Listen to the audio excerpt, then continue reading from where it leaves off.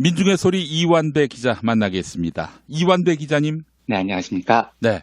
우리 이완배 기자님은 동아일보 계실 때 파업하신 적이 있으십니까? 아니요, 없었습니다. 저희가 지금 청와대 가 계시는 그 윤영찬 국민소통수석께서 노조위원장을 하셨었어요. 그리고 제가 그 기회에 이제 대의원이었는데 파업은 고사하고 뭐라도 한번 해보자. 이제 윤영찬 위원장하고 몇 명 대의원들이 모여서 그래서 임금을 가지고 할 수 있는 최대의 투쟁을 이끌어낸 게 엘리베이터 앞에서 피켓팅을 하는 거였습니다. 그래서 이제 그 위원장하고 저희 몇 명 대의원들이 피켓팅을 하고 이랬었었는데 밤에 동아프린테크라고 계열사가 있어요.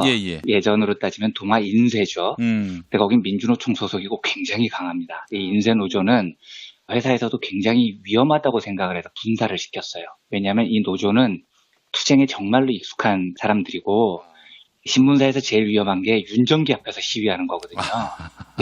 윤정기에 모래 엎어버리면 신문사가 망하는 겁니다. 그래서 인쇄노조를 되게 겁을 내서 회사가 결국은 이제 인쇄노조를 분사를 시켰었는데 본사가 몇십 년 만에 집단 행동을 한다니까 인쇄노조에서 이제 지원을 온 겁니다. 그래서 저희는 집단 행동을 하는데 처음 해보니까 어떻게 해야 되는지를 몰라서 밤에 노조 사무실에 모여서 윤영찬 선배가 산 족발하고 폭탄주 말아먹고 있었거든요. 소주로요. 밤샘 투쟁을. 근데 인쇄노조에서 오더니 너무 황당한 거예요. 아니 투쟁을 이런 식으로 하시면 어떻게 하냐고. 밤샘 로비로 나가셔서 밤새 거기서 손 올리고 노래 부르셔야지 그렇게 하는 거냐고. 저희는 몰랐다고. 그래서 처음으로 그 윤영찬 위원장 시절에 한번 해봤는데 파업 근처에도 못 갔지만 집단 행동을 해봤는데 경험이 없으니까요. 어떻게 해야 되는지 몰라서. 아니 동아투이의 그 빛나는 전통이 있는 동아일보에서 투쟁의 방법을 몰랐다. 이건 난센스인데요. 그러니까요. 그게 1980년대 후반의 정확한 연도는 제가 기억이 안 나는데 김중배 선배라는 분이 편집국장을 하실 때요. 김중배 국장은 노태우 대통령을 동아일보의 힘으로 끌어내려야 된다고 생각을 하시는 투사셨어요. 그래서 동아일보를 엄청난 투쟁의 신문으로 만들었는데 결국은 김병관 회장 눈 밖에 나서 쫓겨나죠. 이 편집국장이요. 근데 김중배 국장께서 쫓겨나실 때 동아일보 기자들이 전부 다 광화문 사옥에 모여가지고 집단 행동을 합니다. 굉장히 거칠게 싸웠었어요.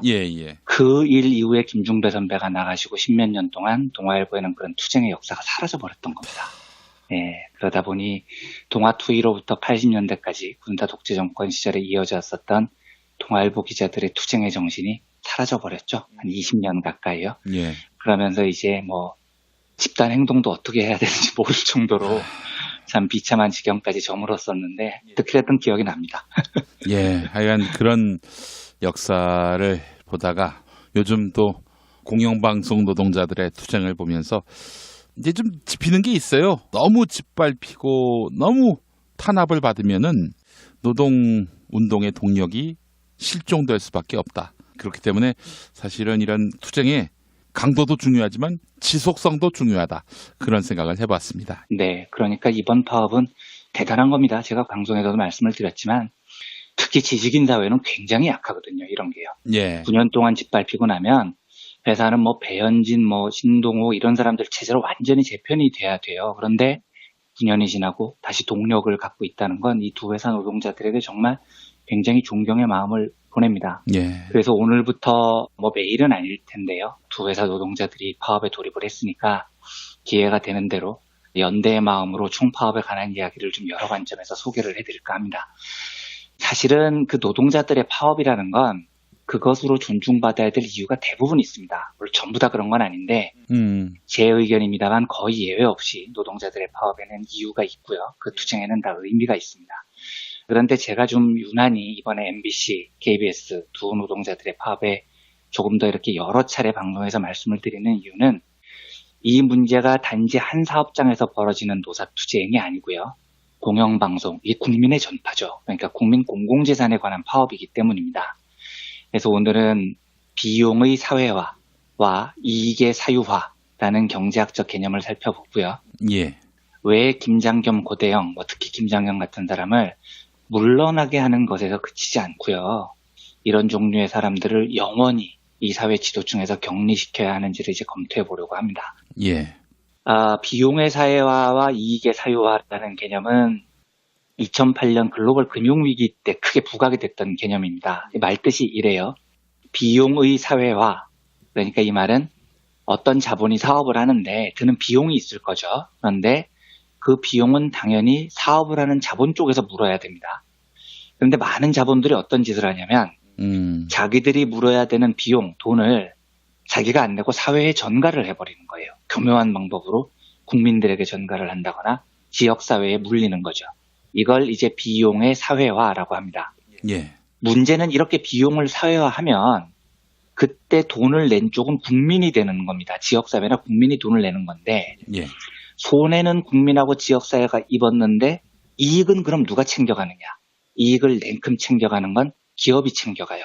이걸 이익의 사유화라고 합니다. 예. 그래서 원래 경제학에서는 이 불일치를 굉장히 싫어합니다. 그러니까 어떤 사람이 사업을 통해서 이익을 봤으면 그 사업 성공을 위해서 비용도 그 사람이 물어야 된다는 게 경제학의 아주 기본적인 이론이에요.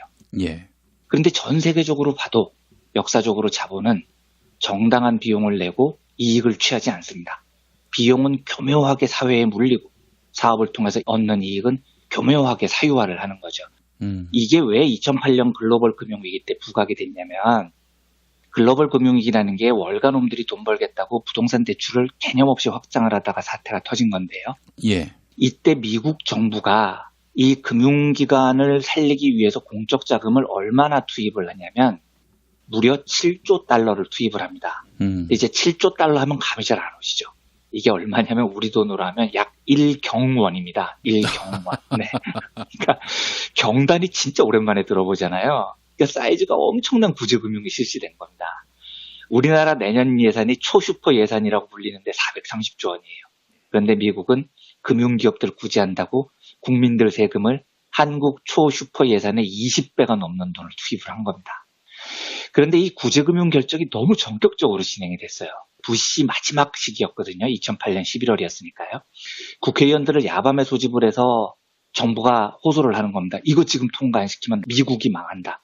이렇게 협박을 하니까 민주당 의원들도 얼떨결에 투표를 했는데 나중에 여론의 직격탄을 맞으면서 민주당 의원들이 막 변명을 어떻게 하냐면 아니 야밤에 불러가지고 막 협박을 하는데 미국이 망한다고 하는데 진짜 국민에게 미안하지만 내가 너무 경황이 없는 상태에서 찬성 투표를 눌렀다 뭐 이렇게 얘기를 해요. 예. 이렇게 몰아붙여서 1경원을 쏟아붓고 월가가 다시 살아납니다. 이 비용은 전부 국민들이 된 거죠. 비용의 사회화입니다. 그런데 월가가 살아나요. 그래서 2010년쯤에 월가가 살아나니까 성과급을 수천만 달러씩 경영자들이 챙겨가는 겁니다. 그래서 이익을 사유화를 해버린 거죠. 이래갖고 이제 민중들이 열받아서 2011년에 그 유명한 아큐파이 운동, 월가를 점령하라 운동을 펼쳤고 이때 경제학자들이 바로 비용의 사유화와 이익의 사유화가 월가의 가장 큰 문제다라는 이야기를 본격적으로 제기를 하기 시작했습니다. 예.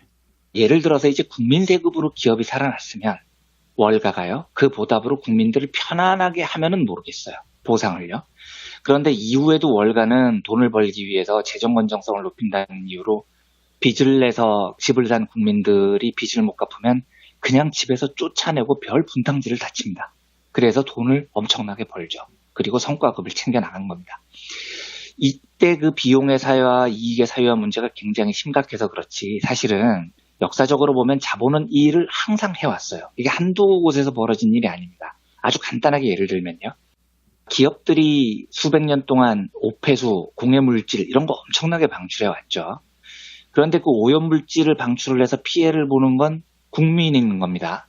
그러면 공해물질을 처리해야 되는 비용은 원래 기업이 내야 돼요. 그런데 그 기업은 비용을 안 내고 그냥 내뿜어내는 겁니다. 그러면 그 비용을 내야 되는 것은 국민들이죠. 이게 비용을 사회화하는 겁니다. 그리고 오염물질을 배출을 해서 물건을 만들어서 판 돈은 기업이 냉큼 챙깁니다. 이런 것도 전형적인 비용의 사회화와 이익의 사유화에 해당이 됩니다. 예. 우리나라의 예를 들면 기업 살리자 이런 개소리 하면서 기업 전기요금 깎아줘야 된다 뭐 이렇게 주장을 하는 보수 언론 얘기들을 들어보면 뚜껑이 확 열리는 게 이런 대목입니다. 자, 기업의 전기를 싸게 공급하기 위해서는 원전을 계속 확대를 해야 됩니다. 그러면 그 비용은 누가 다 되는 겁니까? 제가 원전 건설 비용을 이야기하는 게 아니에요. 원전으로 겪는 사회적 갈등이 있죠. 그리고 그 위험에 고통받는 국민들이 있죠. 이걸 누가 감당을 하냐고요. 이건 전부 국민과 지역 주민의 몫입니다.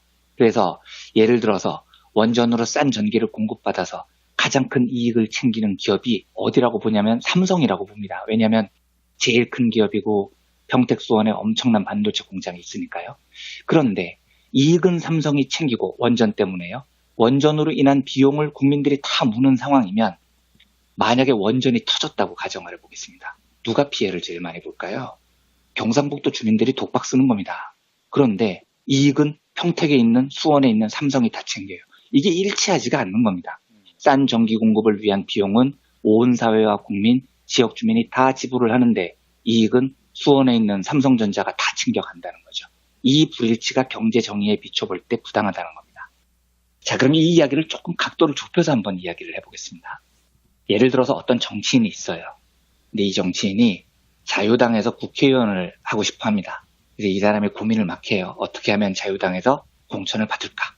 그래서 이 자유당 국회의원 지망자에게 개인적으로 얻을 수 있는 제일 큰 이익은 자유당 간판으로 당선 유력한 곳에서 공천을 받는 겁니다. 이게 이 사람의 이익이에요. 그러면 이 사람은 이 이익을 위해서 비용을 지불해야 됩니다. 어떤 비용을 지불해야 되냐면 예를 들면 지역구 사업을 열심히 해서 지역에서 명망을 얻는 거죠. 이 비용은 그 후보자가 내는 겁니다. 왜냐하면 명망을 얻기 위해서 자기 시간 들이고 돈 들이고 노력을 해야 되니까요. 그러니까 요거를 경제학적으로 보면 이 자유당 정치 지망생이 지역구에서 열심히 활동을 해서 공천을 받았다면 자유당이 그지 같은 조직이어서 그렇지 그 과정은 별 문제가 안 되는 거예요. 왜냐하면 지가 열심히 노력해서 지가 공천을 받는 거니까 이익도 자기가 받지만 비용도 자기가 내는 거죠. 그러니까 경제학적으로는 문제가 없는 겁니다. 지금은 돌아가셨는데 김진재라는 국회의원이 있었어요. 기업인 출신이고 부산 금정에선가 5선을 하신 걸로 제가 기억을 합니다. 그 아들이 김세연 의원 아닙니까? 그렇죠. 그러니까 이분을 5선이라고 볼 수가 없는 게 김진재 의원은 2014년에 16대를 끝으로 물러났는데 2008년에 그 아들인 김세연 의원이 35세의 나이로 무소속으로 당선이 돼서 3선을 지금까지 하고 있어요. 그러니까 지금 이 부자는 금정에서 무려 8선을 한 겁니다. 김세연 의원이 지금 바른정당 소속으로 알고 있는데요. 예. 그런데 이 김진재 씨가 국회의원을 할 때 별명이 돈진재였습니다. 그러니까 엄청 부자래요, 이 사람이요. 네. 그리고 그 아들 김세연 의원도 지금 국회의원 재산 공개를 하면 부동의 1, 2위를 다툽니다. 엄청나게 돈이 많아요, 이 집안이요. 그런데 이 돈진재 씨가 금정에서 출마를 하면 항상 됐던 게 지역에서 뿌린 돈이 엄청났다는 거예요. 그래서 제가 대학 다닐 때 들은 소문은 금정에 있는 도로 중에 김진재가 안 깐 도로가 없다 뭐 이런 이야기가 있었어요. 그래요. 그리고 얼마 전 기사를 보니까 그 아들 김세연 의원도 뭐 정치력이 대단히 뛰어나서 삼선을 한 게 아니고 아버지 후광에 이제 뭐 돈빨에 이런 게 영향을 미친 건데 2008년에 김세연 후보가 한나라당 공천을 못 받았어요. 그래서 무소속으로 나섰는데 당시 한나라당 현역 의원이 박승환 씨라고 나중에 환경공단 이사장을 하는 이명박 최측근이었거든요. 예. 근데 2008년이면은 부산에서는 MB 기대가 등등했던 시절이잖아요. 그런데 한나라당 후보를 맞아서 이 무소속 35세 정치인이 MB 측근을 꺾어요. 그런데 이때 기사를 제가 살펴보니까 김세연 씨가 유세를 하면서 어떻게 하냐면 계속 했던 말이 김진재의 아들 김세연입니다. 이 이야기만 하고 다녔다는 거예요. 명함에도 김진재의 아들 김세연 이렇게 박았대요. 그러니까 아니 정치인이 자기소개를 해야 되는데 지 아빠 소개를 하고 자빠졌던 거죠. 근데 당시 기사를 보면 그 부산 금종 여론이 김진재 아들한테 굉장히 우호적이었습니다. 기사에 이렇게 나와요. 분식점을 하는 49세 구모 씨는 금정에서 김진재 모르면 간첩입니다. 라며 장학금 받아 공부한 아이들만 얼만데에 라고 말했다. 뭐 이런 기사가 나와요. 그러니까 저는 물론 이게 한심해요. 돈 많은 아빠가 5선을 한 것도 웃기고요. 그 애비의 후광으로 지역에서 세습 국회의원을 아들이 3선을 한 행태도 한심을 하죠. 그런데 요 경우는 경제적으로 보면 비용의 사회화와 이익의 사유화에 해당이 안 됩니다. 그러니까 분식점 하는 분의 말에도 알 수 있듯이 김진재 부자는 자기가 국회의원을 하기 위해서 장학금도 내고 도로도 깔고 자기 돈을 열심히 쓴 거예요. 비용을 자기가 낸 거죠. 그래서 이익을 지가 챙긴 겁니다. 이 경우는 경제학적으로는 문제가 안 되는 거예요. 그냥 좀 한심할 뿐이죠, 정치적으로요. 그러면 김장겸으로 돌아오겠습니다. 지금 MBC 노동자들이 김장겸을 물러나라고 외칩니다. 김장겸이 사라졌다가 방송 기준으로 오늘 오전에 뭐 출석을 한다고 예고를 했다고 하죠. 예. 그런데 서울신문 보도를 보니까 김장겸이 자유한국당 관계자를 만나서 그러고 다닌대요. 내가 무너지면 자유한국당도 무너진다. 내가 보수의 마지막 보루다. 그러니까 나를 지켜야 한다. 이런 보도가 나왔습니다. 네, 이럴 줄 알았습니다. 네. 근데 이제 이 말이 무슨 뜻이겠습니까? 그리고 그 말을 왜 자유한국당에 하고 다니겠어요? 이건 우리가 다 짐작하듯이 김장겸은 보수파들이 보기에 장렬히 전사하는 모습을 연출한 이후에 그걸 빌미로 자유한국당 당선이 유력한 창원 뭐 이런 데 얘기하는 것 같은데 거기서 출마를 저울질한다는 거겠죠. 뻔한 스토리입니다. 예. 그런데 저는 김장겸 같은 인간이 자유당에서 출마할 수 있다고 봅니다. 출마 못할 이유가 없죠. 홍준표 같은 또라이가 대통령 후보도 하는 당인데 뭐 김장겸이라고 안 될 게 뭐가 있겠습니까? 근데 문제는 김장겸이 출마를 해서 국회의원이 되면 김장겸은 엄청난 사적 이익을 얻습니다. 명예와 권력을 손에 쥐겠죠.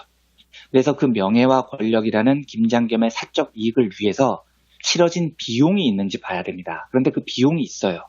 근데 문제는 그 비용을 김장겸이 된 게 아니라는 겁니다. 김진재처럼 지 돈을 쓰고 지 노력을 바친 게 아니에요. 그러니까 김장겸이 자유한국당에서 공천을 받는다면 공천을 왜 받겠습니까? 이유는 하나죠. MBC 사장으로 MBC를 개판으로 만들었기 때문에 공천을 받는 겁니다. 그러니까 김장겸은 MBC를 개판으로 만들어서 보수의 상징이 됐고 그 덕에 국회의원이 됐다면 그 보수의 상징이 되도록 한 과정에서 벌어진 일들, 즉 공중파가 망가지고 국민들이 제대로 된 정보를 얻지 못했던 그 비용을 사실은 지금까지 국민이 다 대준 겁니다. 그러니까 MBC가 9년 동안 개판이어서 피해를 입은 건 국민이고 전부 국민이 비용을 댔는데 비용은 사회화됐죠. 그런데 국회의원이라는 사적 이익은 김장겸이 취하게 되는 겁니다. 이게 바로 극단적인 비용의 사회와 이익의 사유화 현상인 거죠. 그래서 저는 김장겸이 물러나는 것에 그쳐서는 안 된다고 확신해요. 예. 그러니까 김장겸이 자유당의 영웅이 돼서 국회의원 어떻게 되면요. 상상을 해보십시오. 앞으로 여야를 막론하고요. 공중파, 국민의 재산을 자기의 정치적 출세를 위해서 사용하려는 자들이 얼마나 많아지겠습니까? 예. 그런데 그럴수록 그 비용은 국민이 다 물어야 됩니다. 고대영도 마찬가지예요. 그래서 저는 이런 사람들이 KBS, MBC에서 물러나게 하는 것뿐만 아니고요. 그동안 공중파라는 국민 공공의 재산을 이용해서 국민에게 고통을 준 그 사회적 비용의 책임까지 물려야 된다고 생각을 합니다. 비용의 사유화와 이익의 사유화의 문제를 막을 수 있는 경제학적인 유일한 해법은 사유화된 비용을 개인에게 물리는 것밖에 없어요. 공장에서 옵해서 쏟아부어서 이익을 취했다면 엄청난 벌금을 때려서 이익을 환수해야 됩니다. 그리고 대기업이 전기를 잔뜩 써가지고 그 이익을 얻고 원전으로 인한 피해를 국민들에게 돌렸다면 역시 대기업들에게 전기 비용을 막대하게 물리고 원전 해체 비용도 역시 동참하도록 해야 됩니다. 그래서 더 이상 공공의 이익을 해치면서 자기 이익을 챙기는 비용의 사유와 이익의 사유화 현상을 더 이상 진행되지 않게 막아야 되는 거죠. 이걸 그대로 김장겸에게 적용을 하면 물러나게 하는 건 당연합니다. 절대로 이들이 앞으로 사회 지도층 근처에서 성공하게 하면 안 됩니다. 비용을 사회화한 대가로 개인적 이익을 취하는 것을 막아야 된다는 얘기죠. 그래서 저는 나중에 김장겸이 어디 출마하면 김장겸 낙선운동하는데 기꺼이 제 많은 시간을 바칠 용의가 있어요. 공중파를 이용해서 국민에게 심각한 비용을 전가한 이들에게 단죄를 해야 됩니다. 그래야 앞으로 공중파를 이용해서 그 비용을 국민에게 돌려놓고 자기 이익을 챙기려는 자들을 막을 수 있는 겁니다. 아무튼 MBC, KBS 두 회사 노동자들의 투쟁을 열렬히 지지하고 연대합니다. 뜨거운 투쟁을 통해서 국민에게 심각한 비용을 전가한 이 두 사람을 몰아내는 일까지는 두 회사 노동자들께서 해주셔야 됩니다. 그러면 우리 시민사회는 이들을 몰아내는 일에 연대하고요.